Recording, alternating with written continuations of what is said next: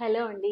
నేను ఈరోజు ఓపీ చూస్తుంటే పేషెంట్స్ రిపోర్ట్స్ తీసుకొనొచ్చారు. ఈ రిపోర్ట్స్ గురించి నేను కంపల్సరీగా షేర్ చేసుకోవాలనిపించి చెప్తున్నాను. Last week as part of women's day programme దీని పరంగా మేము పాప్స్మియర్ అనేది క్యాంప్ కండక్ట్ చేశాము. అంటే చాలామంది మోటివేట్ అవ్వట్లేదు రొటీన్ స్క్రీనింగ్ టెస్ట్‌కి పాప్స్మియర్ చేసుకోమని అంటే, సో అదొక క్యాంప్ అవేర్‌నెస్ పెంచి క్యాంప్ చేశాము. సో ఒక్క రోజులో వి హావ్ డిడ్ సమ్ 25 పాప్స్మియర్స్. ఆ 25 మెంబర్స్‌లో ఒకరికి చూడండి హై గ్రేడ్ హెచ్ఎస్ఐఎల్ అని వచ్చింది పాప్స్మియర్లో.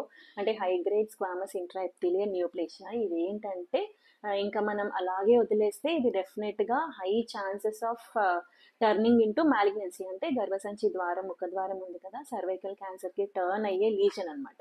సో ఇది ఎర్లీ స్టేజెస్లో అంటే టర్న్ అయ్యే ఛాన్స్ ఉంది, బట్ ఇంకా టర్న్ అవ్వలేదు కదా.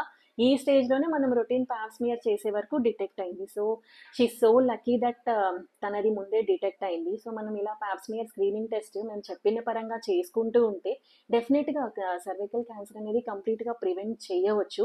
ఇప్పుడు దీనికి సింపుల్ హిస్టెక్టమీ చేస్తే సరిపోతుంది. అదే క్యాన్సర్గా టర్న్ అయితే మళ్ళీ రేడియోథెరపీ, మేజర్ సర్జరీ అవన్నీ మనం అవాయిడ్ చేయొచ్చు. సో డెఫినెట్గా all ladies please listen to this and awareness పెంచండి. డెఫినెట్గా పాప్స్మియర్ అనే టెస్ట్ ఎవ్రీ 3 ఇయర్స్కి ఒకసారి రొటీన్గా గైనకలాజికల్ చెకప్తో పాటు చేయించుకుంటూ ఉండాలి. ఓకేనా? Thank you.